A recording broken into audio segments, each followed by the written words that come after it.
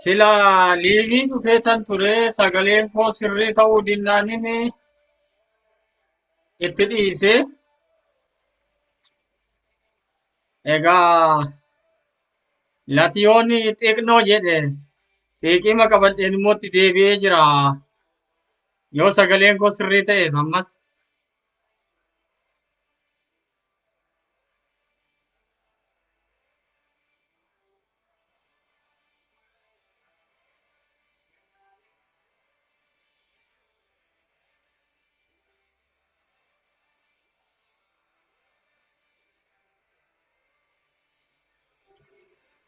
Ah,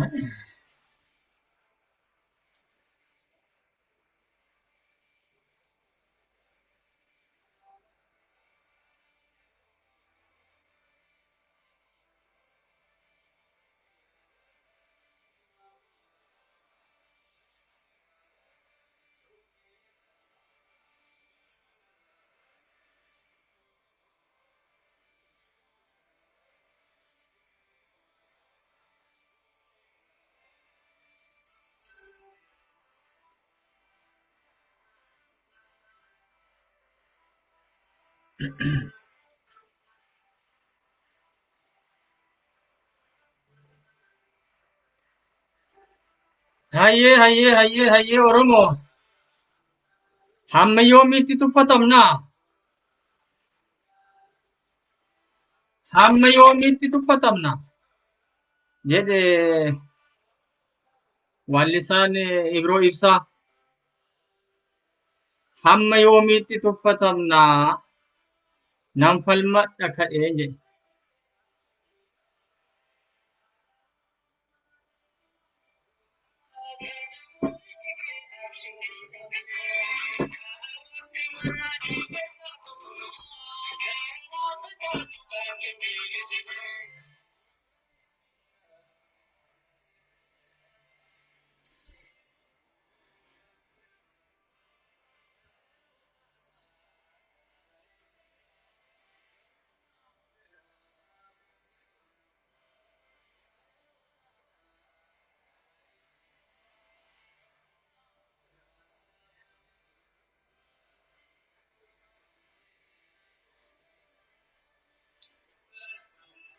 Bubbullaan abbaa obseeti. Dhiiroo amaarri nu dhaaltee jirti beekaa.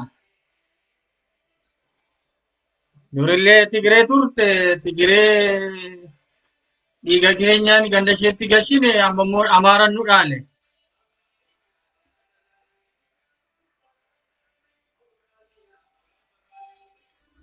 Oromoo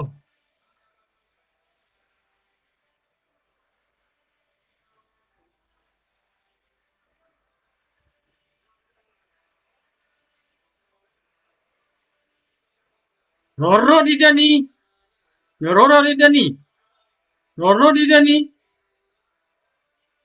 Oromoo roorroo dide.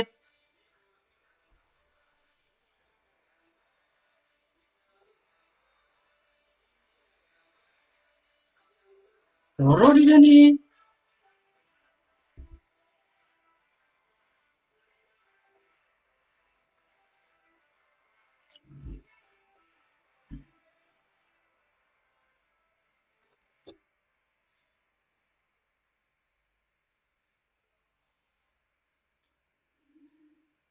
Okay.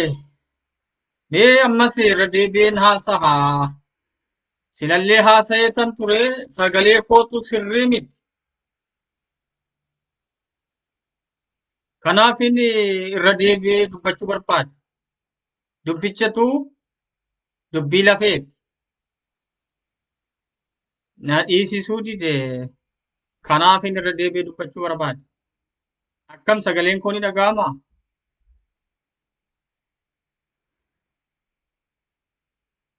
Oromoo sagaleen koo ni dhaga'amaa? Yes or no?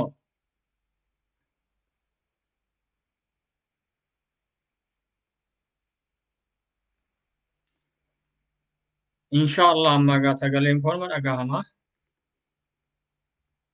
Inshallah. dhaga'uu baatte immoo dhimma isheeti. Waan inni har'a irraa dubbachuu barbaade mata duree koo barreessitan ture. Roorrootu daangaa darbee jedha. Silallee dubbateen ture baay'ee imooshinaal ta'ee haasaa ture garuu sagaleen koo sirreen turre. Sana nan haqee. Ammas immoo dirqama waan dubbachuu waan narra jiruuf dubbachuun qabaaf dubbachaan jira. Roorrootu daangaa darbe yaa Oromoo.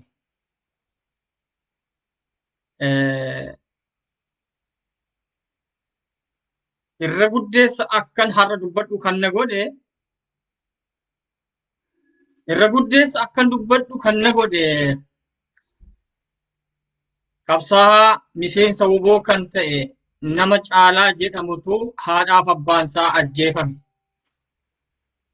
Irra guddeessa dubbii koo har'aa akka liibii ba'ee dubbadhu kan na gochaa jiru gochaa kana jechuudha. Kanaan wal qabatee waan lama sadiis nan dubbadha gaggabaabsee jechuudha. Waa'ee koronoo vaayirasii nagada siyaasaa ta'ee jiruu fi akkasumallee haaluma walii galaa ummata keenya irratti roorrifamaa jiru. Roorroo daangaa darbee guutee dhangala'ee lola'aa jiru dubbachuun barbaade jechuudha. Irra guddeessa garuu mata dureen koo akkan har'a dubbadhu kan na godhe waa'ee maatii miseensa WBO nama Caalaa jedhamu abbaa faatisaa waraana faashist nama nyaataa waraana Abiyin ajjeefamuu isaaniiti jechuudha. Yaa Oromoo, yaa qeerroo, yaa jaarsa, yaa jaartii, yaa ilmaan namaa hundaa na dhagaha. Biyya lafaa kana gubbaa irratti namni tokko umuriin isaa waggaa 18 ol ta'e jennaan abbaaf haati badii ilmi tokko hojjete yookaan intalti tokko hojjetteef itti gaafatama hin qabu, itti gaafatama fudhachuu hin danda'u. Biyya seerrii fi sirni jiru keessatti akka Itoophiyaa otoo hin taane nama umuriin isaa 18 gadiitu haatiif abbaan yoo mucaan tokko badii hojjete badii yakka gogaa itti gaafatama fudhachuu ni malu ta'a. Garuu akka sirna dhabdee biyya Itoophiyaa keessatti umuriinuu daangaa hin qabu. Ijoollee daa'imatu hidhamaa jira. Ijoollee daa'imatu yakka malee mana hidhaatti ajjeefamaa jira. Miillaa citaa jira. Roorroo kanan fakkaannetu irra gahaa jira jechuudha. Kanaaf haalli yeroo ammaa kun Oromiyaa keessatti, Wallagga keessatti gaggeeffamaa jiru haala gara gadhee isa gara dhumaa Oromiyaa dirree dhiigaan laaqamte gara gochuutti deemsisaa jira jechuudha. Maaliif kana jettee yoonaan jettani Oromoo quba qabaadhaa. Hayyoonni siyaasaa dhaaboleen siyaasaa Oromoo, beektonni Oromoo, namni sammuu qabdu waa hubachuu dandeessu na dhaga'i, na hubadhu. Haalli yeroo ammaa kanatti faashistii waraana Abiyyiitiin ajaja Abiyyiif lammaarraa fudhachuudhaan gochaa suukanneessaa, gochaa gara jabinaa biyya lafaarratti ta'ee hin beeknetu Oromiyaa keessatti, Wallagga keessatti, Gujii keessatti, Moyaalee keessatti, Boorana keessatti raawwataa jira jechuudha. Ajjeechaan, hidhaan, qabeenyaa gubuu, barbadeessuu, qabeenyaa saamuu, horii saawa saamuu kun hundi raawwatee guyya guyyaan gaaf tokko gaaf lama nama tokko nama lamarratti otuu hin taane kun akka duuli sagantaan baafamee jechuudha. Abiif Lammaadhaan waraana Abii hoogganu, Lammaan hoogganu, difeensi ministeeriin tokko Lammaadha. Piraayim ministeeriin immoo Abii irratti ta'anii ajaja kennaa jiran keessatti Oromoon roorroon daangaa hin qabne irratti raawwataa jira jechuudha. Roorroon daangaa darbuurraayyuu hafee gochaan amma miseensa waraana bilisummaa Oromoo nama ta'e inni nama guddaa nama hiree mataasaa ofii murteeffachuu danda'u ta'ee otuu jiru namni kun filmaata isaa ta'ee qabsoo filatee bosona galee diddaa roorroo qabsoo roorroo jibbee waan qabsoo gaggeessuuf filateef waan namni kun qofi bosonaa roorroo jibbee qabsoo gaggeesseef qofa haatisaaf abbaansaa mana keessatti akka saawwaa gorra'aman waraana Abiyyiin ajjeefaman gochaa suukanneessaa turratti raawwate jechuudha. Oromoo na dhaga'i. Oromoo na dhaga'i. Dhaaboleen Oromoo Finfinnee jirtanii na dhaga'i. Namoonni dhageettii qabdan dhiibbaa uumuu dandeessan na dhaga'a. Oromiyaan ammayyuu dirree lolaa dirree dhiigaa taatee jirti. Garuu adeemsi amma abbaaf haati caalaa qabsaa miseensa bilisummaa Oromoo waraana bilisummaa Oromoo nama ta'e haatiif abbaan kun ajjeefamuun Oromiyaa gara gadheetti deemsisuuf deema.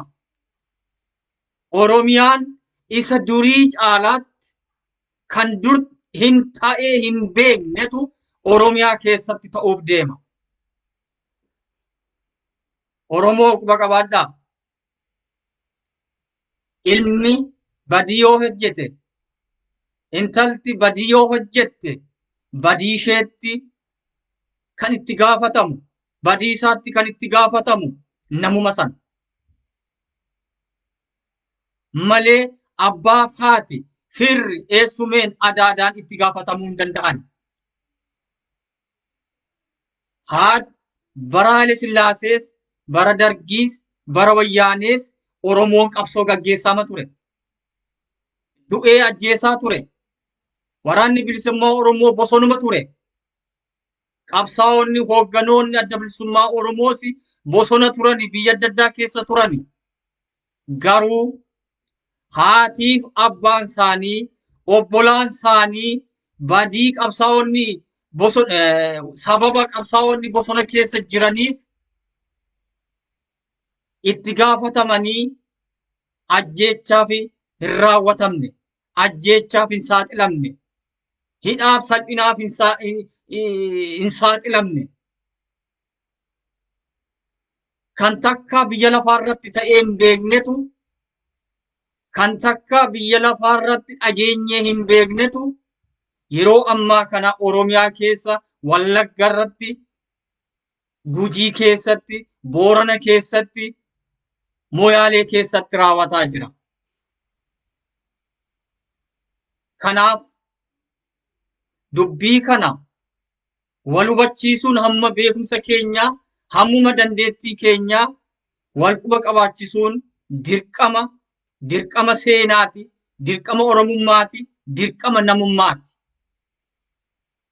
Oromoo gochaa abbaaf haadha caalaa irratti raawwate mormuun, dura dhaabachuun, balaaleffachuun Oromoo ta'uun hin barbaachisu. Nama ta'uu qofatu gaha. Nama taatee, nama sammuu qabdu taatee, nama waa yaaduu danda'u, waa xiinxaluu danda'u taate jennaan gochaa har'a Oromiyaa keessatti ta'u, gochaa har'a Wallagga keessatti ta'u, gochaa har'a Gujii Boorana keessatti raawwataa jiru balaaleffachuun nama ta'uu qofaan gahaa. Nama ta'uun qofi gahaa. Oromoo duuteet duuneerra salphanneerra salphinni kanaa olii waa tokkollee hin jiru. Badiisi kanaa olii waa tokkollee hin jiru. Abiyyiif Lammaan sagantaadhaan karooraan Oromoo wal ficcisiisuuf deemaa jiru. Oromiyaan dirree dhiigaa akka isheen taatu karoorsataniiti karooraan tokko lama jedhaniitti deemaa jiru. Gochaan abbaaf haati Caalaa irratti raawwate mana abbaaf haadha Caalaa qofa irratti waan dhaabbatee hafu miti. Quba qabaadhaa Oromoo. Eenyutu du'ee eenyutu jiraata. Eenyutu dhiigee eenyutu utuu hin dhiigin hafa. Adeemsi karoorri Abiyyiif Lammaa kuni Oromoo wal ficcisiisuuf deema. Haadhoo lamaantu wal fixuuf deema. Quba qabaadhaa. Miseensi WBO tokko filmaata isaa ta'ee qabsoo filatee waan bosona jiruuf abbaaf haati isaa mana keessatti badii tokko malee yakka tokko malee akka hoolaatti gorra'amuun ajjeefamuun kun garmalee nama dhukkubsa, garmalee nama madeessa. Namatti dhagahama. Nama dhukkubsa dhugumaan yaa Oromoo. Kun garan taanetti nama oofa. Quba qabaadhaa. Yoo gumaa baafannaa ta'e tokko tokkoon Oromoon walitti dacha'uuf deema. Na dhagahaa warri siyaasaa, warri aangoo qabdan, warri dandeettii waan kana sirreessuu dandeessan ammarraatti yaadaa, itti yaadaa. Dhaabbadhu jechuu danda'uu qabdu. Balaaleffachuu danda'uu qabdu ifatti.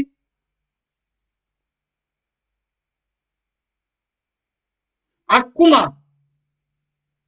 abbaa fi haati Caalaa qabsaa'aa Caalaa ajjeefaman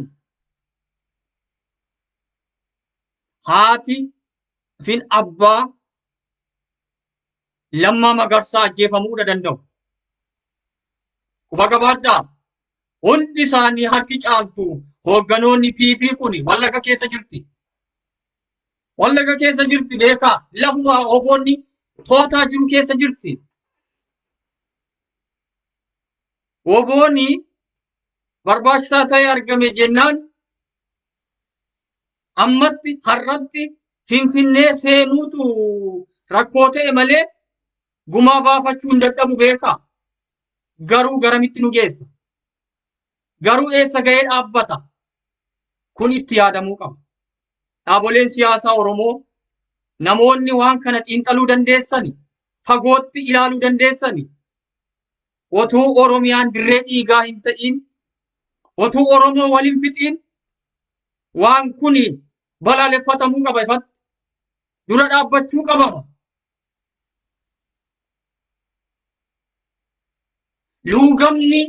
Luugamni maafiyaa giruuppiin kun qabamuu qaba. Dhaabbadhu jechuu danda'amuu qaba. Jarreen eengaddaa gabaasaa Amnesty International mormuu fi poolisoonni itti gaafatamoonni poolisii sun bahanii waanuma hin taane xexxeebaa turan sun maatiin isaanii Wallagga keessa jiru. Haatiif abbaan isaanii Wallagga keessa jiru. Obboleettiin adaadaan eessuma isaanii Wallagga keessa jiru. Dirreema lafuma oboon to'ataa jiru keessa jiru. Yoo badii tokko hojjete haadhaaf abbaatu itti gaafatama yoo ta'e, haadhaaf abbaatu ajjeefama yoo ta'e, akkuma haatiif abbaan caalaa ajjeefaman badii tokko malee sabuma caalaan miseensa oboo ta'eef maatiin kun ajjeefaman maatiin Jibriilis ajjeefamu jechuudha. Haatiif abbaan eessumeen obboleessi Lammaa Magarsaa ni ajjeefamu jechuudha. Fagoo miti Naqamtee jiru. Naqamtee Sibusiree keessa jiru. Oboon achi jira. Halkan miti guyyaa saafaatti morma tokko ishee qabaniiti hayyallaatti naquu danda'u. Garuu godhan oboon kan. Garuu adeemsi gochaan gartuun maafiyaa kun raawwataa jirtu akka Oromoon sagantaatiin hojjetaa jiru jarri akka Oromoon walii isaatiin walitti dacha'ee wal nyaatu. Walii isaatiin wal fixu. Oromiyaan dirree dhiigaa akka isheen taatutti saganteessanii irratti hojjetaa jiru. Abiif Lammaan. Oromoo akka salphaatti hin fudhatinaa maatii abbaaf haati qabsaa miseensa waraana bilisummaa Oromoo ajjeefamuun salphaa miti. Salphaa miti. Ajjeesama jiru Oromoo lafarraa fixaa jiru duguugaa jiru ijoollee kichuu ol guddatoo ijoollee Oromoo karaa marra deemaniif qofa ilaamaa rasaasa shaakallii irratti shaakalaa jiru ijoollee Oromoo Wallagga keessaa.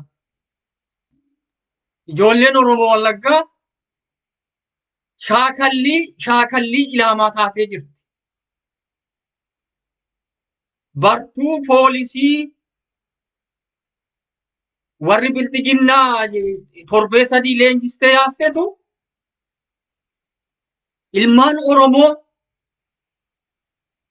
manni yuunivarsiitiin cufame jennaan maatii isaaniitti manatti galaniiti boru biyyittiillee dhaalee biyyittii kanallee bulchuu danda'aniiti irratti ilaamaa shaakalaa jirti.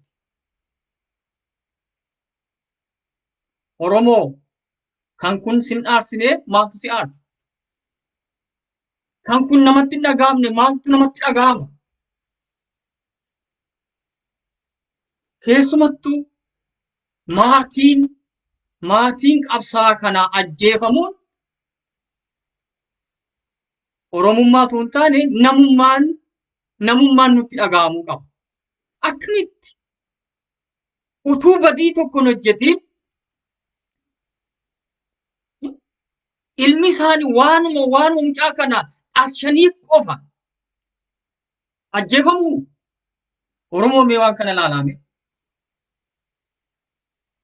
Akkuma saba kaanii saba biyya lafaarra jiranitti dhalchanii mucaa isaanii guddifatan. Mucaan kun filate waan barbaadu filate hireessa filate waan barbaade ta'uu danda'a. Yoo barbaade maraachuu danda'a. Yoo barbaade shiftaa ta'uu danda'a. Yoo barbaade waan barbaade ta'uu danda'a. Waan barbaade ta'e. Akkamitti haatiif abbaan itti gaafatamaa fudha gurbaa kanaa fudhatu? Akkamittiin ajjeefamu? Kun karooraan saganteeffamee Oromoon akka inni wal fixuuf waan hojjetamedha jechuudha. Kanaaf hayyootiin Oromoo namni sammuu qabutti dhagahamu waan kana balaaleffachuu danda'uu qabu ifatti. Eessa ga'ee dhaabata? Mee ilaalame mee tokko nama Oromummaa dhiisame namuma qofa ta'e sitti dhagahamu mee isa gahee dhaabatame badii ani hojjedhetti yakka ani hojjedhetti yoon yakka qabaan haati koo fi abbaan koo akkamitti itti gaafatamu?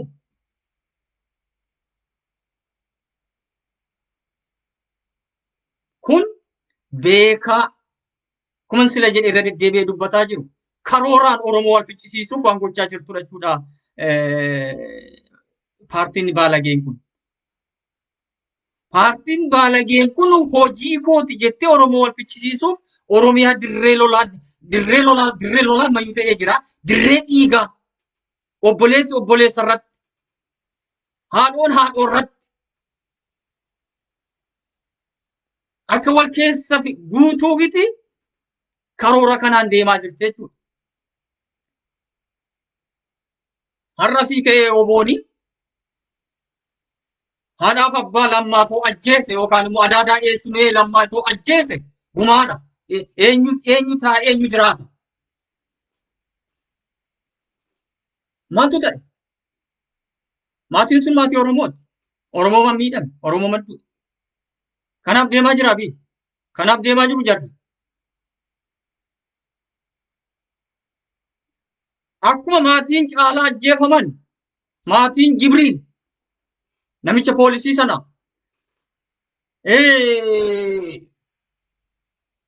fira ishee obboleessa ishee yookaan abbaa ishee haadha ishee qabanii yoo qalan bari gumaa baafachuuf nama tokko kaa eessa geessimee eessa mee ammoo gumaa miseensi warra hoogganoota warra maafiyaa kana hunda isheetu Finfinnee keessa jiraata? Finfinnee keessa jiraattee immoo dhuguma oboo jalaa ba'uu dandeessi? Barbaachisaa ta'e argamennaan. Garuu nuumi isaa akkam ta'a? Eessa ga'ee dhaabbata? Isa kanatu irratti yaadamuu qaba. Kun waan laayyoo miti. Waan akka salphaattis bira darbamu miti. Karoorfamee hojii kooti jedhamee Oromoon akka wal fixuuf waan godhamedha.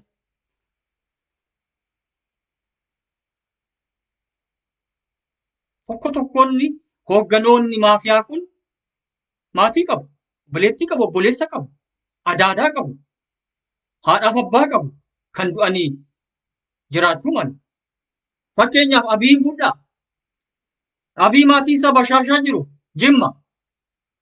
Jimma oboon jira beekaa. Waan wal somnuu hin qabnu. Jiraatas jiraachuu baachuu hin barbaachisu. Gumaa baafannaa fi salphaadha nama lama sadiitu ka'a. Abbaa faatii isaa du'anii jiru. Obboloota isaa jira. Obboloota 7-8 qaba. Akkuma maatiin caalaa ajjeefame deemanii ajjeesuu danda'amu. Oromoon dhageessu akkuma maatiin caalaa sababa tokko malee badii tokko malee waan mucaan isaanii miseensa waraana bilisummaa Oromoo ta'eef qofa ajjeefaman maatiin Abiis ajjeefamuu danda'a. Abiitu Finfinneetii waraana kumaan eegama malee obboleessi adaadaan eessumeenni Abii waraanaan eegamaan jiran ni beeka. Hirri Lammaa Magarsaa Bulloo Boshee keessa waraanaan poolisiitiin eegamaan jiran. Adaadaan eessumeen hirri lammiin. Salphaadha jechuudha. Ajjeechaan yoo itti fufee eessa ga'ee dhaabata? Kanatti itti yaaduu danda'uu qaba Oromoon. Kun sagantaatiin maafiyaan Oromoo diiguuf Oromoo dhabamsiistee lafa akka sagantaan warra biltiginnaa Baalageen kun Oromoon wal ficcisiistee Oromoo wal fixee kan isaan barbaadan lafa Oromiyaan Oromoon erga dhumee waliin wal fixee booda Amaara fiddee wal dhaalchisuuf. Amaara fiddee lafa Oromoo irra qubachiistee Amaarri Gondoriif Gojjamii Eessaa wal harkee uftee lafa Oromoo akka dhaalluuf kana sagantaan isaanii. Itoophiyummaa isaan amma diriirsuu fi dagaagsuu fi hojjetaa jiran kun yoo Oromoon lafarraa dhume malee milkaa'uu waan hin dandeenyeef Oromoon immoo lafarraa kan inni dhumuu danda'u yoo walii isaa walitti galagalee wal fixe qofa waan ta'eef sagantaa kana karoorfattee sagantaa kanaan deemaa jirti jechuudha. Oromoo quba qabaadha. Oromoo sammuu qabdu yaaduu dandeessu na dhagahi hubadhu. Akeeki abbaaf haati mucaa qabsaa kana ajjeefamuun Oromoo waliigallee akka walitti galagaluuf. Kanaaf Oromoon ani hayyuudha ofiin jettu. Oromoon hayyuu hin qabu yoo hayyuu garaa nyaattee garaa ishee jiraattu malee.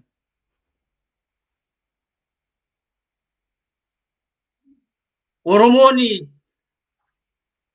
warri siyaasaa beekaa siyaasaatu waliin jettan warri hoogganaa siyaasaa taatan Finfinnee keessa jirtan eessa keessa jirtan kun balaa abidda hamaa Oromoo irratti qabsiisamaa jirudha jechuudha. Akka qoosaatti hin ilaalina.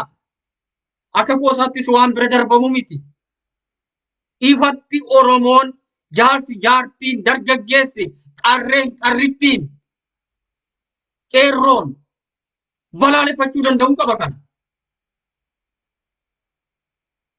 Hamma gaafa Oromoo walitti dachee wal fixuutti eegna. Amma gaafasitti eegna. Dhaggeeffadhaa. Maatiin warra hoogganoota bilxiginnaa hundi isaanii Oromiyaa keessa jiru. Hundi isaanii lafa oboon jiru keessa jiru. Lafa oboon hin jirre hin jiru beekaa Oromoo. Amma funyaan Finfinnee keessatti. Taakkelee Uumaa maatiin keessa jiru. Obboleessi kee, obboleettiin kee, haati kee, haadhoon keessa jiru. Lamma Magarsaa abbaan kee, haati kee lubbuutiin yoo jiru ta'e, obbolaan kee, adaadaan kee, eessumeen kee eessa jiru? Warri ittiin poolisiin eeggadda ibsa kennaa turte, abbaan kee, haati kee eessa jiru? Firri kee, adaadaan kee eessa jiru?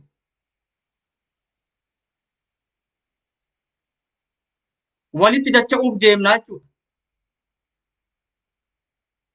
Kan tasa ta'ee hin beeknetu Oromiyaa keessatti raawwachuuf deemaa jechuudha.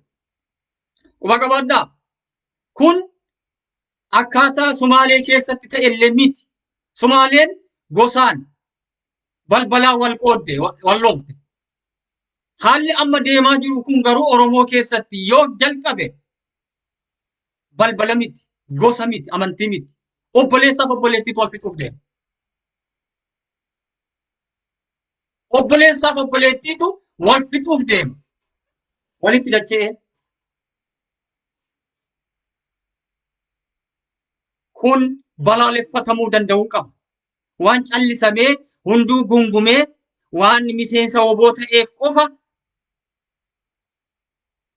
Egaa warri paartiin Baalagee obootiin shiftaa jechaa jirti, shanee jechaa jirti. Kanaaf yoo maatiin kun maaliif ajjeefaman jedhame yoo dubbatame ati shanee taataa, ati shiftaa taata.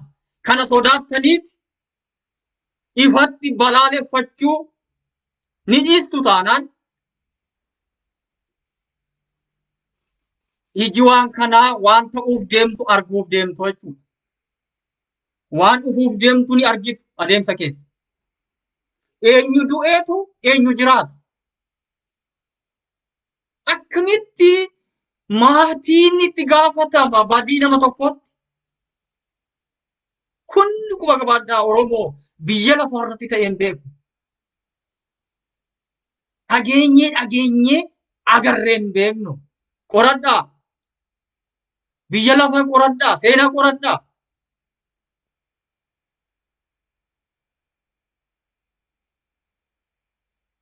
Kun waan ajaa'ibaati. Kun tuffiidha. Maal nu gooti Oromooni? Maal fitti? Akka barbaanne ittiin taphanne, akka barbaanne ajjeesne, akka barbaanne qallee, sodaachisnee, gabbarsiisnee ishee finnaa. Kana akeeke Abiy. Kana saganteeffateeti deemaa jira jechuudha. Oromoon, qeerroon, qarrittiin kana dura dhaabbachuu danda'u qaba. Dhaabbadhu! Enough is enough! Hin gaha jechuu danda'u qaba Oromoon.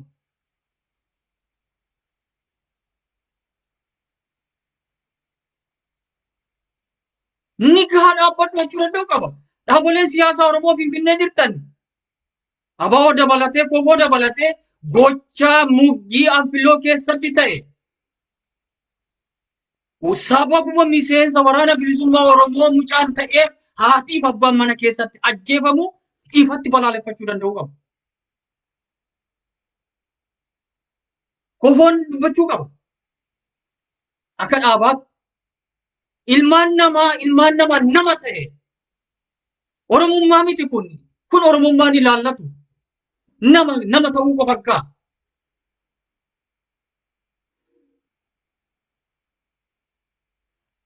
Gochaan kun Oromoo wal ficcisiisuuf deema waan ta'eef otuu babal'atee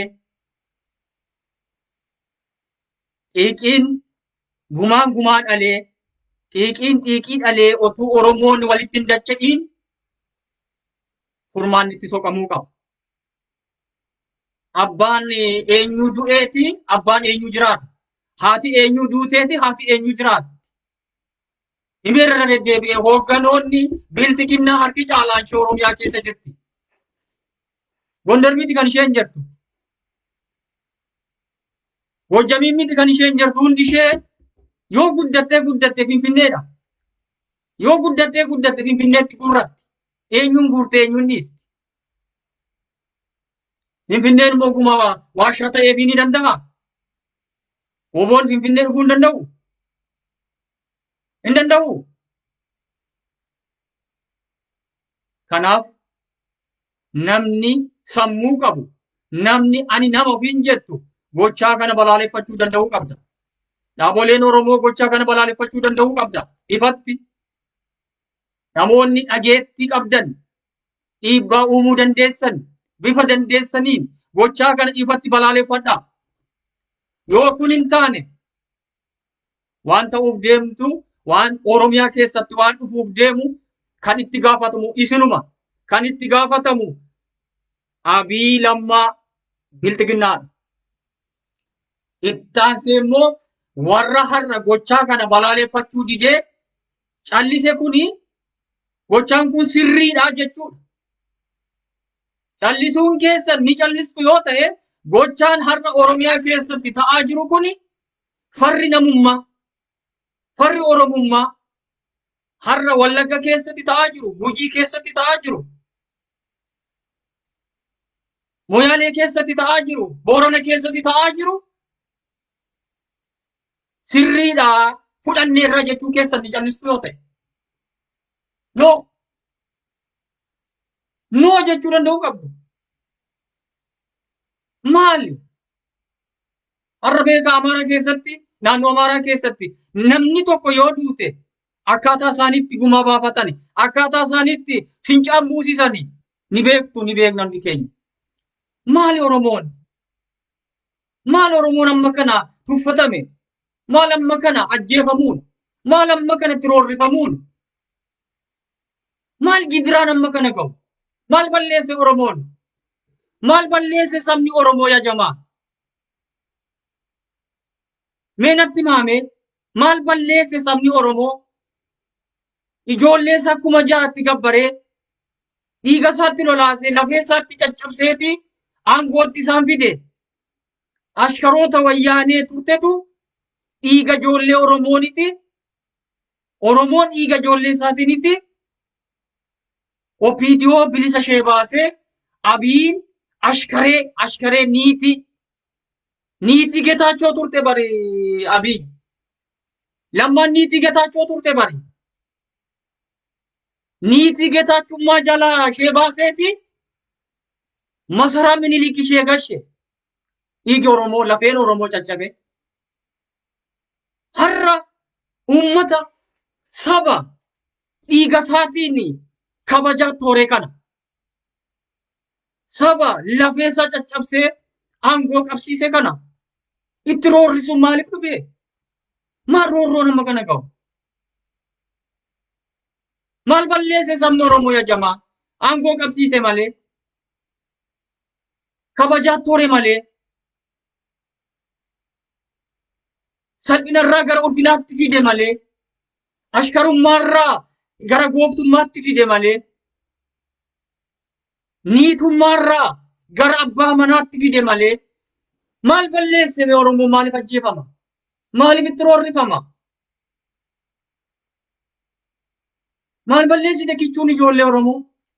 Maal balleessite ol guddattuun ijoollee Oromoo kan karaatti tokko tokkoon funaanamtu? Maaliif qenexxesamti ijoolleen Oromoo akka baalaa? Maal balleesse Oromoon yajamaa natti maame? Warri beektan natti maame? Anoo ol yaadee gad yaadeen dadhabe badii Oromoon dhabe. Badii Oromoon Abii irratti balleesse.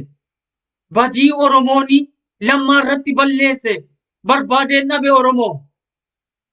Maal balleessite ijoolleen Oromoo bara wayyaanee kan ajjeefamu ijoollee Oromoo. Ammas kan ajjeefamu ijoollee Oromoo.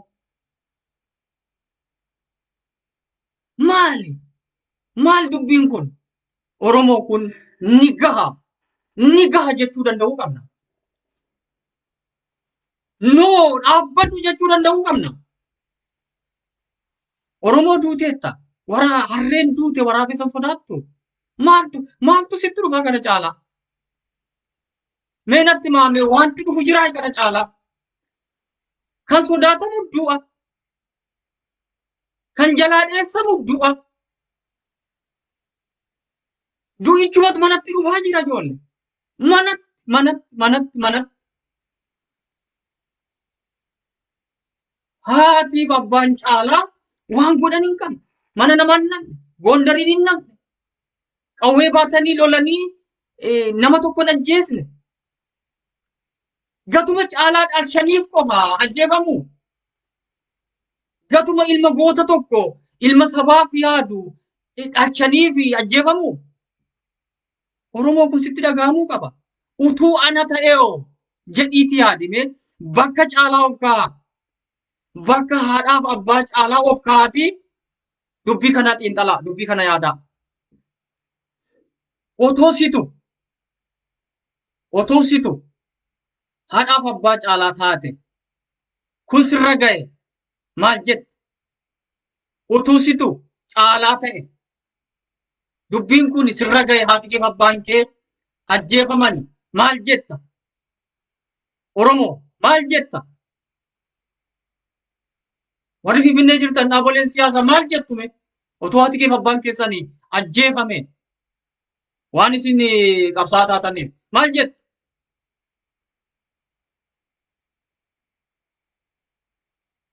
Jawaar Mohammed adamma qabsaadhaa waan dhimma Oromoo irratti ni dubbata. Waan ummati dubbataa jirtuuf otoo haadha kee ajjeesan abbaan kee hin jiru. Maal jette? Sitti dhagahamuu?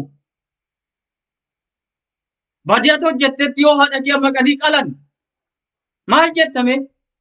Ni ta'aa dubbiin kun sirriidha.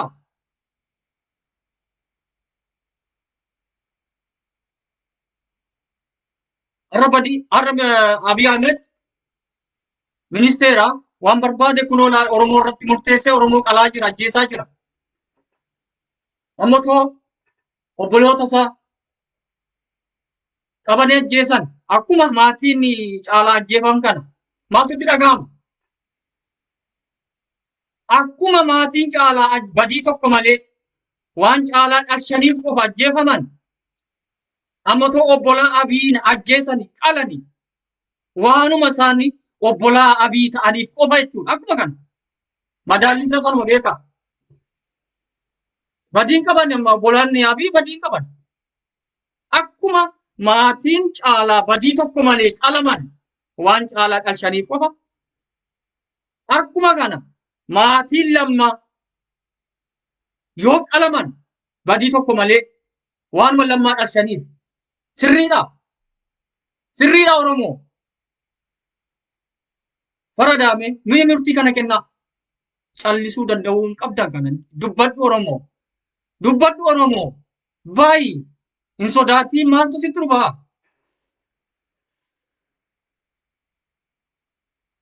Hangama kun baay'ee natti dhaga'ame. Baay'ee na dhukkubse. Nama deesse. Oromoo ajjeesamaa as gahanii Habashoonni dhufaa darbaa mootonni Habashaa inni ammaa kun garuu daangaa darbe kan ta'een beekne Oromoo irratti raawwataa jira. Kan ta'een beekne kan wayyaaneen hin goonetu warra Abiy lammaan uummata Oromoo irratti raawwataa jiru. Oromoo enough is enough jechuu danda'u qabdu. Ni gaha maaltu dhufa kana caalaa? Maaltu dhufa? Mee ilaalaa mooyaaleetti waan ta'e har'a ta'e. Kaleessa moo har'a? Mooyaaleetti uummanni keenya Oromoon naannoo mooyaalee jiru horii qaba ni tikfata. Jabbiin jalaa baddeeti jabbii barbaadaaf ba'e. Nama saawwa jabbii barbaaduuf ba'eeti. Liyyuu poolisiin Abiy leenjisee uummata Oromoo irratti gallakkise kun qabanii humanii siin jedha. Akka namaatti miti bari jechan hin qabu. Ilmoo namaa akka kanatti tumani. Jira Facebook irra jira. Timeline korroo ilaalta argitan arguu dandeessa. Qaamni isa tokko hin jiru. Namni kun fincaan qabachuu hin danda'u. Bakkee qabachuu hin danda'u. Kunoo kanatti hospitaala keessatti du'aaf jireenya keessa jira. Maal balleesseme? Dhiiroo qotee bulaadha. Horsiisee bulaadha. Jabbii jalaa bade jabbii barbaadaaf ba'e. Egaa namni manaa gadi hin bahu jira biyya baasaa keessatti. Akkamaa ta'u gaa Oromoon. Yoo manaa ba'een ajjeefama. Mana isaa keessatti ajjeefama. Egaa akkamaa ta'u Oromoon. Manatti dhaqanii mana keessatti ajjeesa. Yoo dhokatee taa'es. Yoo manaa gadi ba'es maaliif karaarra deemta? Maaliif saawwa barbaadda? Maaliif qonnaa deemta? Maaliif qonnaa kee qotta jedhamee ajjeefama? Egaa Oromoon maaltu sitti dhufa kana caalaa? Maaltu sitti dhufa yaa Oromoo? Roorroon daangaa darbe. Daangaa darbe ittise dhangala'e. Lola'e.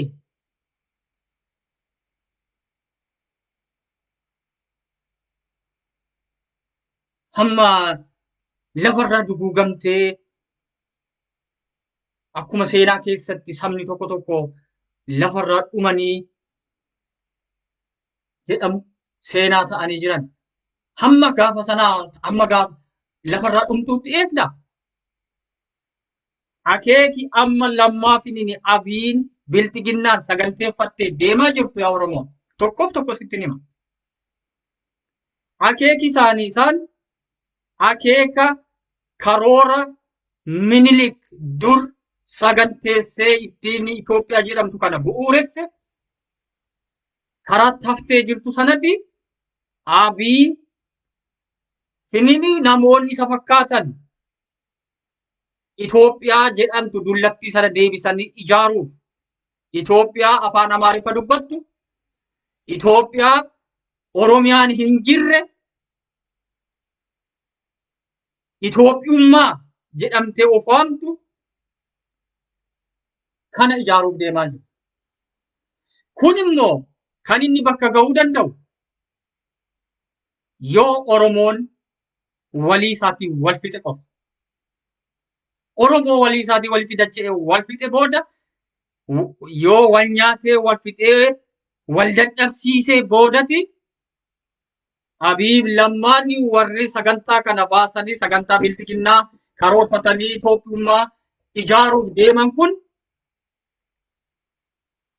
silmayyuu isaan kan isaan barbaadan uummata Oromootu hin taane uummata Oromoo wal ficcisiisanii wal nyaachisanii dadhabsiisanii booda Oromiyaa barbaadu isaan lafa barbaadu. Dhufaama darbaa mootonni Habashaa Oromoo barbaadanii hin beekan. Na dhageessu Oromoo. Dhufaa darbaa mootonni Habashaa uummata Oromoo kan barbaade hin jiru. Qabeenya Oromoo fi lafa Oromoo barbaadu. Kanaaf sagantaan karoorri biltiginnaa kun immoo kan inni bakka ga'uu danda'u otoo Oromoon lafarra jiru bakka ga'uu hin danda'u.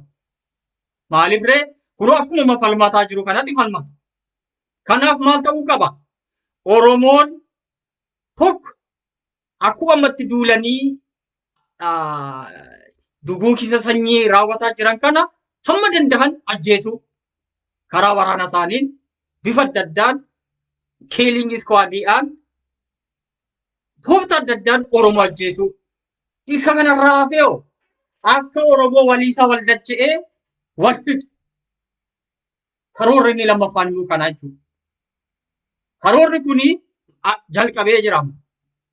Abbaa fi haadha caalaa ajjeesuun akka Oromoon waliisaa wal dacha'ee wal fixuuf sagantaa karoorfamee gocha raawwatame. Abbaa fi haadha caalaa qofa ajjeefamuutiin qofi kun hin raawwatu. Isaanis borutti fufuuf deemu. Borummoo abbaa fi haadha kan qabsaa biraat ajjeesu.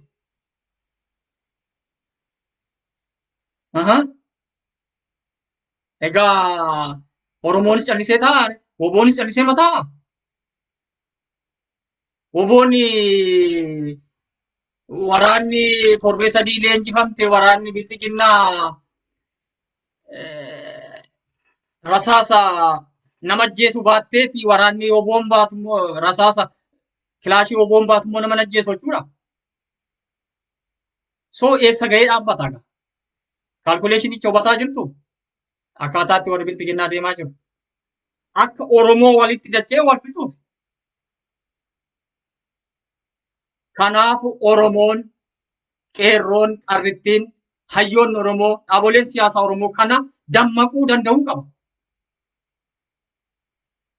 Ija siyaasaatiin ilaaluu danda'uu qaba.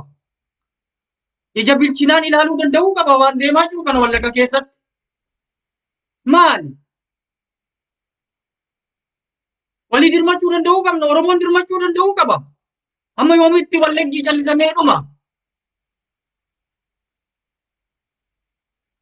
Roorroon daangaa darbe Wallagga irratti raawwatu kuni.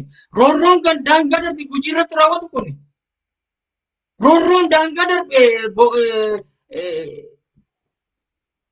Booranatti raawwatu kuni. Maali Oromoon kaan inni dubbachuu danda'uu qaba. No jechuu danda'uu qaba. Gochaan kun namoonni hundumaa balbala hundumaa ga'ee jira. Shawaa keessas qaqqabee jira. Har'a ijoolleen Oromoo du'aa jira Finfinnee keessatti. Miseensa adda bilisummaa Oromootu Boolee keessatti ajjeefame. Nama 8 ajjeesan. Kunoo kaleessa awwaalan. Abbaa ajjeeseen beekamu. Oromoon du'aa jira. Duula karaa lama sadiinitti Abii namoonni Abii fakkaatan lammaa dabalatee saganteessee karoorsee Oromoo irratti bobbahee jira. Tokko akkuma ammatti jiran karaa waraana isaanii poolisii Amaaraa Oromoo fakkeessanii liyyuu poolisii jedhan kan. Isheen guutummaan ishee dhibba keessaa 80-75 Amaara. Amaara Oromiyaa keessatti dhalatte yookaan guddatte yookaan afaan Oromoo beeku. Dhiigaan garuu Amaarota. Kanaaf har'a Oromiyaa Wallagga keessatti gara laafina tokko malee ijoolleen kun afaan Oromoo dubbatu garuu itti isaanii Amaara. Leenji'anii jiru, gorfamanii jiru, barsiifamanii jiru. Garaa jabinaan gara laafina tokko maleetitti ijoollee Oromoo kichuu ijoollee Oromoo ol guddatoo warra boru Oromiyaa dhaalee Oromiyaa hoogganuu danda'an guddisuu danda'aniifi karatti hambisaa jiru. Nama umurii isaa xiqqoo waggaa 16, 18 ol 16, 15 olii argan jennaan qaluma ajjeesuma haamuudha akkuma nama xaafii haamu. Kanatu raawwataa jira Wallagga keessatti. Kanatu raawwataa Gujii keessatti. Kun karaan itti Oromoo ajjeesuun tokko karaa waraana isaanii, karaa poolisii, karaa liyyuu poolisii, karaa waraana idilee itti bobbaasanii ajjeesaa jiru jechuudha. Inni lammaffaa fi inni gadheen immoo killing squad isa jedhamudha jechuudha. Oromoo akka gaariitti na dhagaye kun olola miti. Sobas miti ololas miti haqa lafa jiru jechuudha. Waan har'a Finfinnee keessatti ta'aa jiru. Waan har'a naannoo Finfinnee keessatti ta'aa jiru. Finfinnee keessaaf naannoo ishee. Yuunivarsiitiin bakka hundaa keessatti ta'aa jiru. Kanaan durallee ijoolleen Oromoo yuunivarsiitii keessatti ajjeefamaa turan. Sun hunda kan inni raawwate warra lafa jalaan ajjeechaatiin ijaaramee socho'aa jiran jechuudha. Jarreen kun bifa adda addaa qabu. Killing squadidha. Waan tokko gaallaa gadaayyanii of moggaasu of waamu. Kun qabatamaadha. Kan isaan ijaaramanii jiran, kan isaan hidhatanii jiran, kan isaan leenjifamanii jiran Abiin dhaaba Amaaraa ishee Abiin jedhan sanaa kan itti gaafatamummaa fudhatee jiru isheedha. Lafa jalaan garuu kan hoogganu Abii mataasaati. Wal quba qabu. Wal hubatu. Meeshaa kan isaan guuttatan waraanuma mootummaarraati. Seeliin isaanii wal hubatu, wal quba qabu. Garuu tooftaaf akka wal hin beekneetti wal beeku. Akka kanaan Oromoon Finfinnee keessatti ajjeefamaa jira. Ajjeefamee makaraatti gatama. Abbaa ajjeese hin beekamu. Mucaa Oromoo Xiqur Ambassaa keessatti eengadda duute gartuu kanatti ajjeese. Ifattiin gartuu kanatti ajjeese. Waanuma isheen Oromoo taateef. Kuni olola miti. Kun soba miti. Mee ilaalaa nama eessa jedhanii nama kutaa 12 baratutu qoricha eersi mirmirrii gochuufiti Xiqur Ambassaa dhufe. Luuk mee jamaa yaa Oromoo ilaalame shira raawwatamaa jiru. Soba adii. Mee har'a biyya Awurooppaa biyya Faranjii keessatti namni kutaa 12 baratu mirmirrii miti waan biraayyuu gochuu hin danda'u. Itoophiyaa keessatti joonjoftuu kana mitiiti. Wallaaltuu Amaaraa buujalee isheen baafanne kana mitiiti. Maalitti beektime waa'ee eersii namni kutaa 12 iyyuu hin baranne? Kuni tooftaa irra qabaa jechumaaf jechaa jiranidha. Dhugaan jirtu garuu gurbaan sun seelii sana keessa jiru.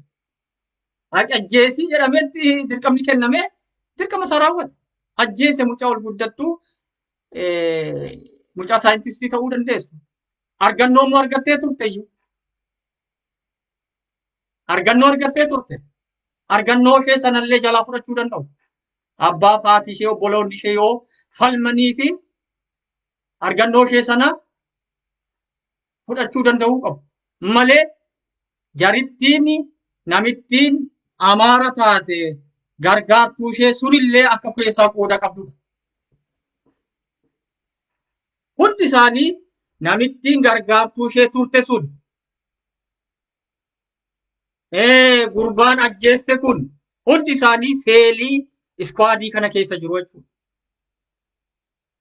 Akka kanatti Oromoon har'a ajjeefamaa jira.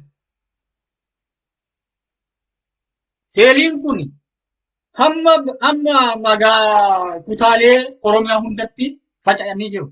Naqamte keessa jiru. Amboo keessa jiru. Wal ijaaranii jiru. Kana Oromoo dammaqi. Dammaqi Oromoo amma yoomiitti maali?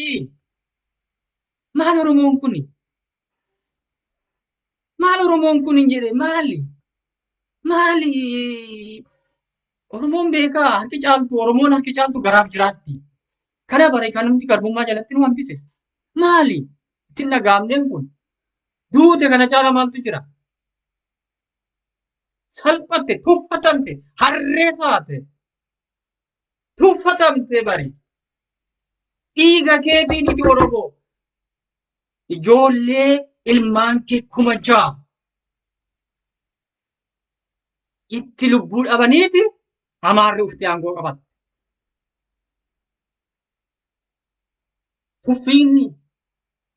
Tuffiin kana caalu maaltu jira? Kan kun naman aarsine maaltu si aarsa Oromoo? Kan kun sitti hin dhagahamne maaltu sitti dhagahama Oromoo? Karaa kutaa jette bari yeroo maqabsoo sanaa yoo amaarri isaa Oromoon Tigiree nurraa agarsiitu nutu akkaataa aangoo qabannu nutu beekna jetteedhaan. Akkuma jedhan godhan. Akkuma jedhan godhan. Oromoon garaacha ishee biran dabartu. Oromoon garaacha ishee biran dabartu. Garaacha ishee yoo akka leencoo baatiifaa kana. Waan garaacha isheetti guuttattu yoo itti ilaanne boolla ishee gashinaa. Akka Lammaa Magarsaafaa kana. Baay'ee namaanii lakkaa'ee maalan fixa. Warri har'a kolkolleen maqaa fi Oromoofiin jettu Abiy jala sirbitu kun hundi ishee namoota garaacha isheef yaaddu, garaan yaaddu malee sammuun qabdu. Sammuun irra hin jiru. Sammuun ishee artifishaaliidha. Abiyyiitu rimoot kontirooliitiin sammuu ishee kontirool godha. Waan inni itti guutetu qalqalloodha. Waan inni itti guutetu guuttattee achi baatee hurgufuu of keessaa harcaasu. Kana qofa beekti. Kana qofa beekti warri bilxiginnaa har'a miseensa Abiy taatee jirtu Oromoon. Warri Amaaraa kaayyoo isaaniif hojjetu. Gimboo sabaattiin Biraanuu Naggaa, Abiin waliigalli Amaarri isaanii Amaarri naannoo Abiitti naanna'anii jiran suni kaayyoo isaaniiti. Kaayyoo isaaniif bakka gahee kaayyoo isaanii tikfachuu qabu. Otuu hin dhiigin, otuu hin rakkatiin, otuu hin beelayin Oromoon itti du'e isaan aangoo qabatan. Kana tikfataa jiru warra Amaaraa.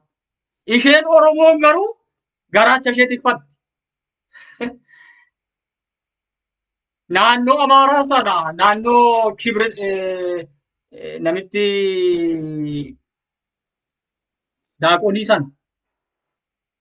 Amma goga gabaadhaa daaqonittiin suni kaayyoo ishee hojjetti Abiy waan isheen jettu tokko tokko raawwata. Leencoo baatii garuu feesbuukii kanarraatti Jawaariin arrabsaa oolti. Garaacha ishee biiraa ishee wuskii ishee guuttatte jennaan argitan miti leencoon garaa ishee manni ga'u. Luuxii kana.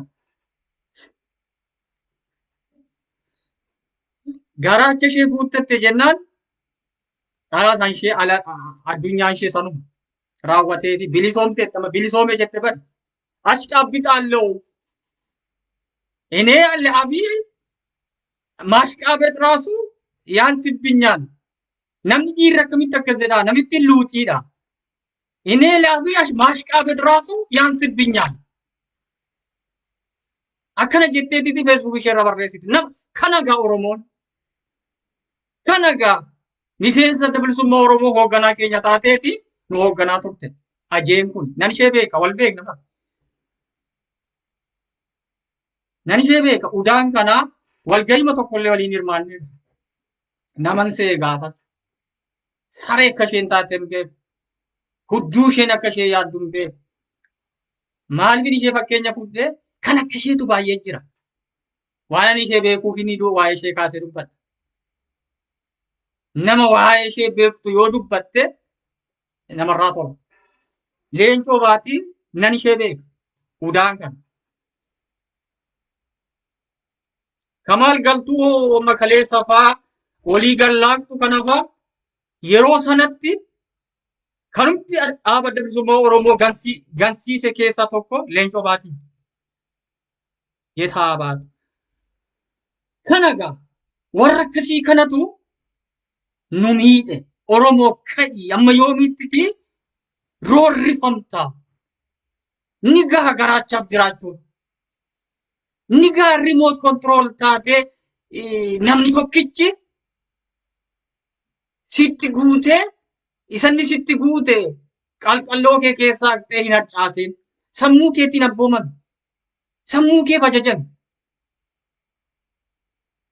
Sigaa hayyoonni Oromoo sigaa. Oromoo bara amma kanaatti bara dheeraa kana kan garboomse ishee maqaa hayyuudha jechuudha. Oromoon hayyuu hin qabu. Oromoon hayyoonni isaaf yaaddu saba kanaaf yaaddu baay'ee xiqqoo. Baay'ee xiqqoo. Oromoon hayyuun isaaf yaadu otoo baay'ina qabaatee yoona bilisoomneef. Hayyuun Oromoo sabaaf yaaddu cichitee kaayyoo qulqullaa taliilaa qabattee Oromummaa bilisummaa Oromiyaa walabummaa jettee deemtu nama muraasa. Kanaaf harki caalu Oromoon hayyuu ofiin jettu baradhe ofiin jettu haadha garaati garaacha isheef yaaddi. Walii lamee asiin Itoophiyaa jetti asiin Oromiyaa jetti. Waan lama wal faana deemu. Itoophiyaan Oromiyaa dhabamsiistee malee jiraachuu hin dandeessu. Kanaaf Abiif Lammaan har'a Oromoo dhabamsiisanii Oromiyaa maqaa jedhamtu dhabamsiisanii lafitti Itoophiyaa keessa balleessanii Amaara fidanii irra qubachiisuu barbaadan, dhaalchisuu barbaadan jechuudha. Kanatti jiru ammas. Na hubadhaa hawaasaa koo sirriitti na hubattan. Kana jechuudha. Duulli karaa lamatu Oromoo irratti banamee jira. Karaa waraanaa, karaa immoo Killing Squad warra lafa jalaan ijaaramee Gaallaa Gadaay, Oromoo Gadaay jedhamanii beektota Oromoo, qaroo Oromoo, sabboontota Oromoo, abbaa qabeenyaa Oromoo warra ta'an keessaati funaananii taargeet godhanii keessa akkanatti fixuuf saganteeffatanii jiru jechuudha. Kanatti jiru. Jalqabanii jiru. Kanaaf Oromoo yoo dhuguma sitti dhagaamaa ta'e eestee mana keessatti dhumuurraa falmadhu otuu falmattuu du'uu wayya. Otuu falmattuu yoo duute kabajaa qabda. Du'i madattuu siin hafu. Sodaattus baqattus manatti dhufanii si ajjeesaa jiru. Siin oolu. Otuu sodaattuu mana keessatti akka hoolaaf re'eetti itti gorra'amuu keerra otuu falmattuu yoo duute du'a seenaa qabu, du'a kabajaa qabu, du'a gootummaa duute. Kan immoo akkamitti goota? Karaa lama goota. Tokko falmadhu bayi wal ijaari. Akkuma dur goota sana godhi bifa adda addaan. Kanan godhu yoo jette immoo bayi ciistee gorra'amuu keerra wobootti dabalame. Woboonni har'a qawwee isaan kaaka ta'ellee eeboo qabadhu. Sakiinii haaduu qabadhu. Baay'ee wobootti makami. Abbootiin keenya duri fardaaf eebootiin lolaa turan miti. Mana keessatti gorra'amuu keerra, mana keessatti du'uu keerra, qalamuu keerra, otuu falmattuu bosona keessatti mirga kee haqa kee oolmattee duute seena qabeessa. Wobootti makame. Falmadhu didi qotee bulaan Oromoo jaarsa jaartii qeerroon Obbo cinaa hiriira. Maal dhumtanoo maal taate? Maal taate Oromoo? Numarratti kan hin jechuu barbaadu. Yeroo ammaa kanatti koronaatu siyaasa ta'ee jira. Nagada siyaasaa godhattee jirti koronaa dhukkuba koronaa Abiy bilxiginnaan. Biyya Awurooppaa biyya biraarratti koronaan dhukkuba daddarbaadha. Nama tokkorraa nama tokkotti darbee nama miidhuu danda'u. Isayyuu namoota umuriitiin guddoo ta'anii fi namoota dhukkuba lama sadii duraanuu qaban yoo inni kunis itti dabalame miidhuu danda'a. Kana koronaa jechuun. Garuu har'a Itoophiyaa keessatti siyaasa guddaa ta'ee jira jechuudha. Propagaandaa nagada siyaasaatu ittiin nagadamaa jira. Maqaa koronaatiin bilxiginnaan umurii ishee dheereffataa jirti. Maqaa koronaatiin bilxiginnaan komaandii poostii labsitee uummata Oromoo lafarraa duguugaa jirti. Maqaa koronaatiin qabattee koronichi immoo Oromiyaa keessatti malee hojjetu beekaa. Irra guddeessa Oromiyaa keessatti hojjeta. Akka Oromoon waliin argine hin mari'anne roorroo sarara gahaa jiru kanallee akka hin dinne akka hin falmanne gochaa jirti. Kun hundaa maqaa koronaa vaayirasiitiin. Koronaa vaayirasiin har'a Itoophiyaaf bilxiginnaaf Iyesuus Kiristoos ta'eefii jira jechuudha. Fayyina. Yesuusumtu waaqarraa gadi bu'eefi qoricha ta'eefii jira jechuudha. Kan ishee bayyannachiisu, kan ishee dandammachiisu, kan ittiin uummata Oromoo ajjeestu, tooftaa ittiin uummata Oromoo itti roorristu ta'eefii jira jechuudha. Kanaagaa uummanni Oromoo diduu danda'uu qaba. Oromoon ana keessaa didi koronaan dhukkuba. Koronaan akkuma dhukkuboolee kaanii utaalloon namatti darbaa, dhukkubni kaanis namatti darba. Akkuma kana koronaan. Garaagarumtiin isaa qorichaan qabu. Kan inni miidhuu danda'u simeetan jira. Namoota umuriidhaan nama guddaa ta'anii dhibee adda addaa qaban durumaanuu. Yoo irratti hidhaamee tari dhibba keessaa 2-3 miidhuu danda'a. Namoota dhukkuba qaban dhibee onnee, dhibee ulfaataa yoo ta'e malee koronaa vaayirasiin hammanatti miti. Ani dhukkubsadheera. Torbee tokko qofan dhukkube. Torbee tokko qofan dhukkube. Nam fayyaa tokko hin taane hojii koon jalqabe. Koronaa vaayirasiin utaalloo irraa addanii. Dhugaan sinitti hima. Kana yeroon jedhu ofiin eeginaa jechuu koo miti. Kana yeroon jedhu dagadhaa fageenyaa laaffisaa jechuu koo miti.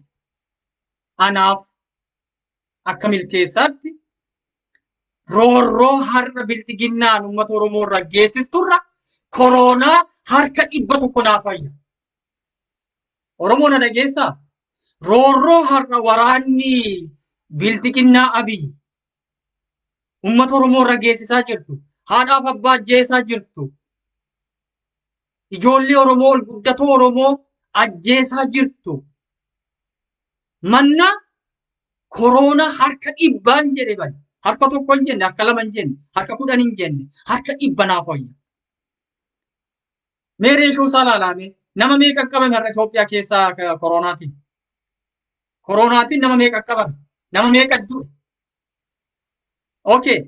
Har'a immoo waraana bilxiginnaatiin nama meeqa dhume namni Oromoon?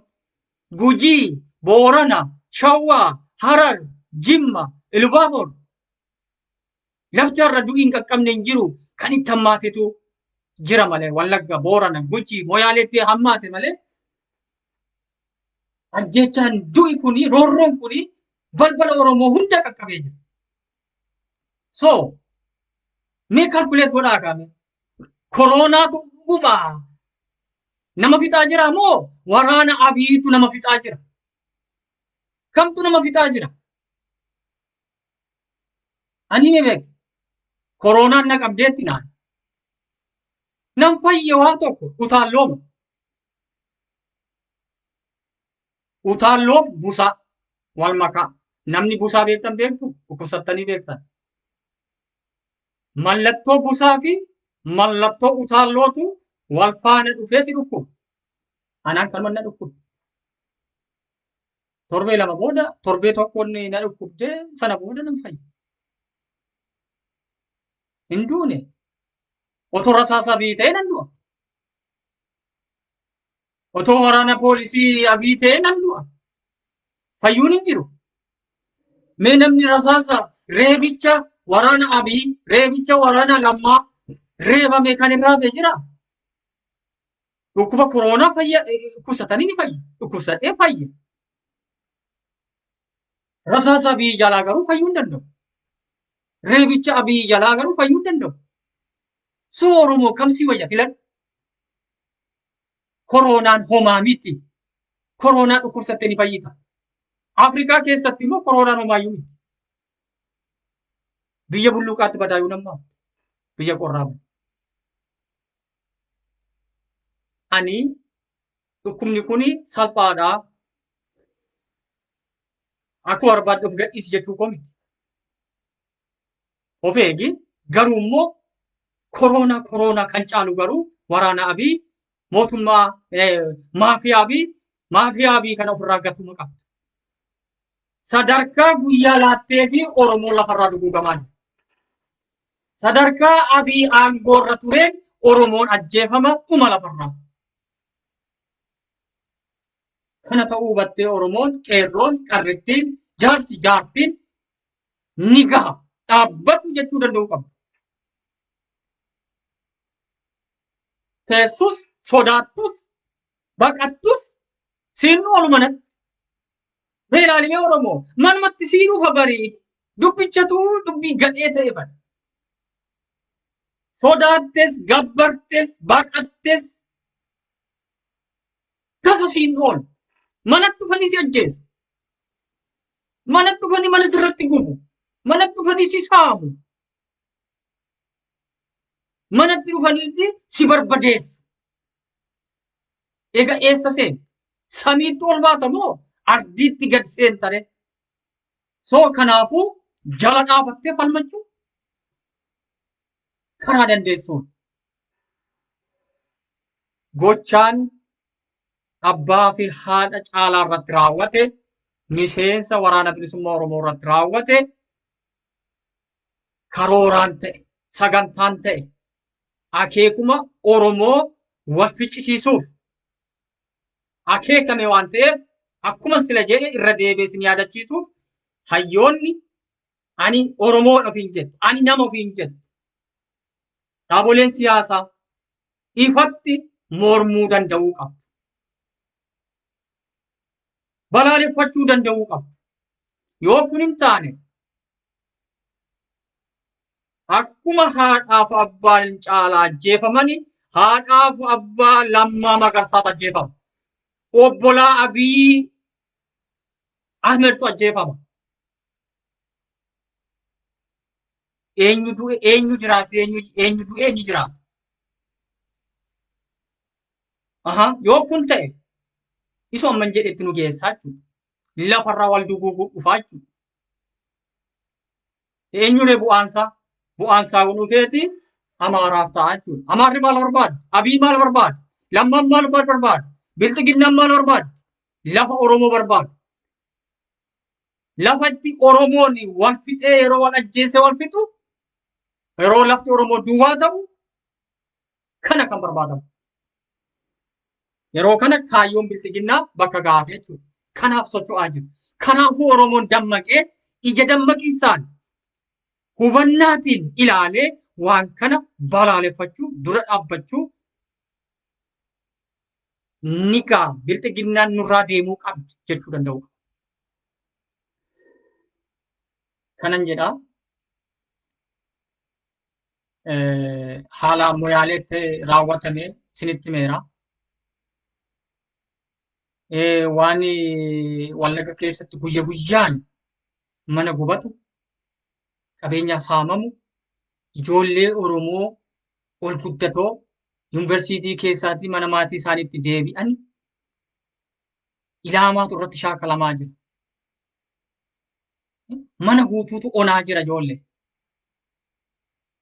Kanaaf Oromoo wal yaa dirmannu. Wallaggaaf dirmadhaa. Oromoo Shawaa, Oromoon Baalee, Oromoon Harar, Wallaggaaf dirmadhaa. Gujiif dirmadhaa. Booranaaf dirmadhaa. Moyaaleef dirmadhaa. Moyaalee dhumaa jira. Saawasaa gadi bahee saawa jabbii barbaadachuu hin dandeenye. Nama jabbii barbaadachuuf gadi baheetu tumamee akka hin taane ta'ee kunoo har'a hospitaala keessatti du'aaf jireenya keessa jira. Kunoo Gujii keessatti viidiyoo argitaniitu jaarsa Oromoo ati shaneedha jedhaniiti poolisoonni ittiin taphataa jiru. Maaltu dhufa kana caalaa? Maaltu sitti dhufa? Kan kana caalaa sitti dhufu waa tokko illee hin jiru. Ka'i falmadhu. Didi. Oromoo ka'i didi. Nigaa jechuu danda'uu qabdu. Enaaf jechuu danda'uu qabdu.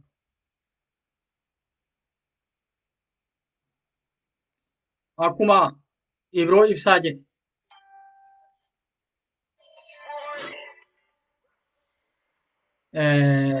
Beekin hin dheeresse Oromoo ka'i. Ka'i duuteetta, salphatteetta. Ka'i falmadhu. Ka'i Oromoo. Please Oromoo falmadhu. Akka sabaatti fi salphinni si qabee jira. Akka sabaatti falmadhu. Akka Wallaggaatti miti beeki kan salphinni si qabe.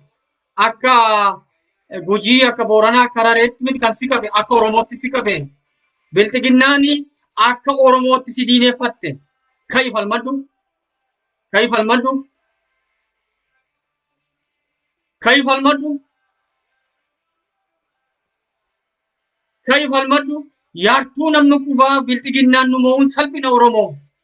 Yaartuun hamma qubaan lakkaa'amtu bilxiginnaan Amaara qabattee dur wayyaanee jala turte. Amma immoo Amaaratti heerumtee Oromoon miidhamuun ajjeefamuun salphina.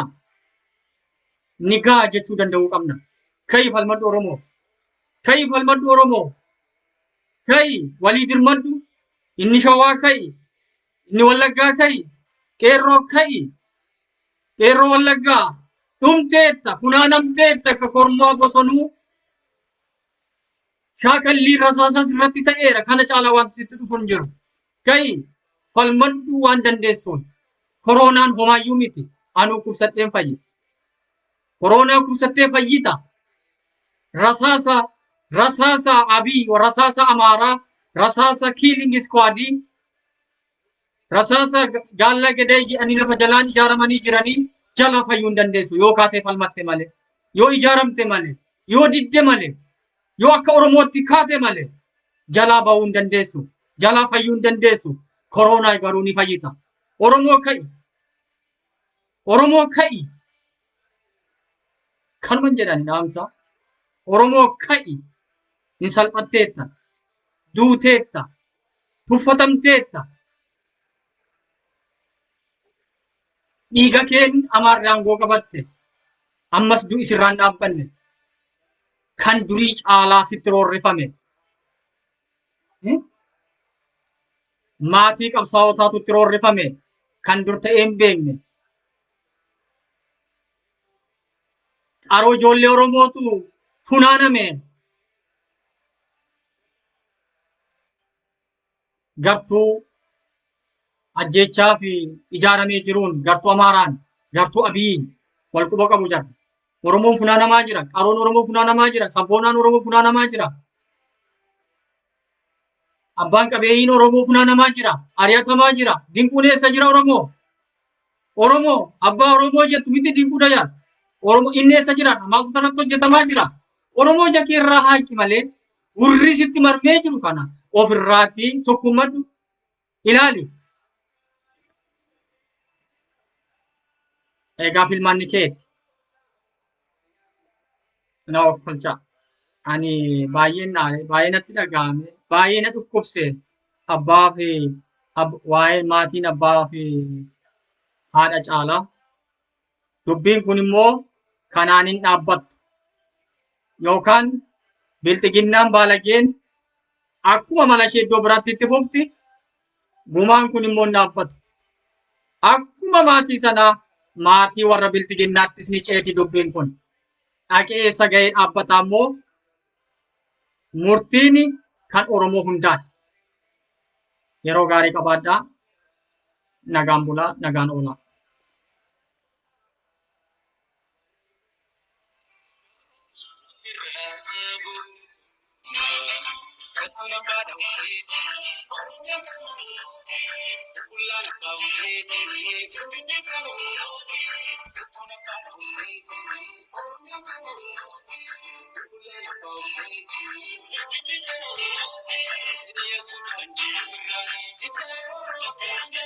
South Africa, America, Australia, Saudi Arabia, Ilman Oromo,